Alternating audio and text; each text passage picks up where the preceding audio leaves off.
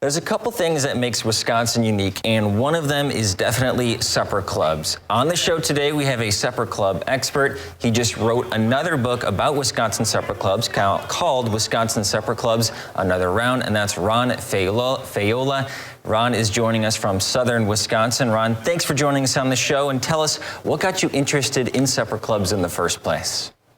Well, I'm a documentary filmmaker. I have my own production company, and in 2010, I realized nobody had done anything on supper clubs yet, so I grabbed my camera and went around the state and visited 14 supper clubs and put the movie out, and it was on PBS actually nationwide, and that led to me doing the book of Wisconsin supper clubs that came out in 2013.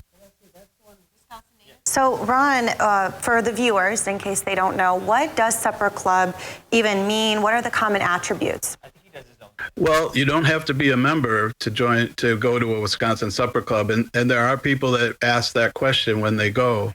A supper club is just a place where the supper club's heyday was back in the 1950s and 60s. And they were adult playgrounds. They were open late at night. They had dining, dancing, entertainment.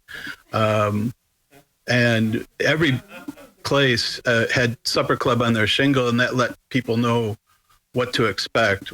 American cuisine, and again, a night out for entertainment and dining, dancing, and cocktails.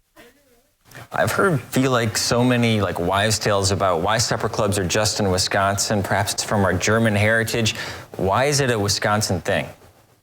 Well, supper clubs kind of go hand in hand with our recreational features that people come to Wisconsin for the hunting, fishing, and going up north. And they just kind of helped each other stay relevant after all these years. So when supper clubs disappeared from other states, Wisconsin and some other states in the Midwest kept supper clubs, but Wisconsin certainly has the most.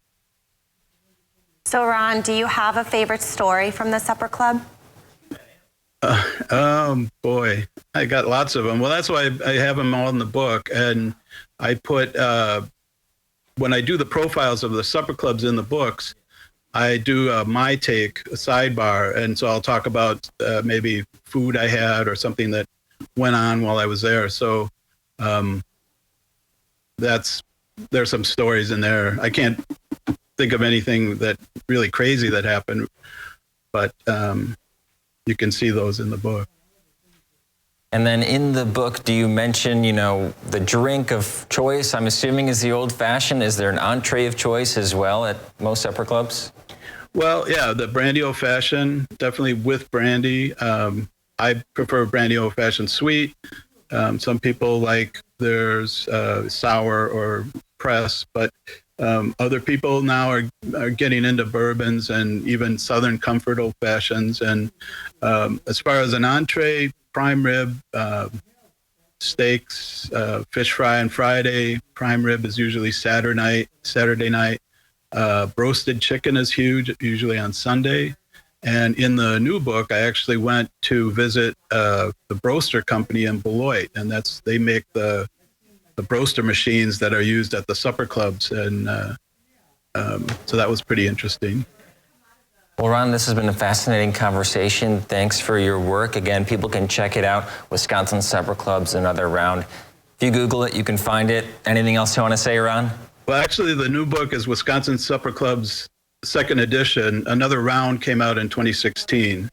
Okay. So the new book is a 10th anniversary of the first edition, and it's updated and expanded. Okay, thanks so much, Ron. Have a good rest of your day. Thanks. We'll be right back on Up North at 4.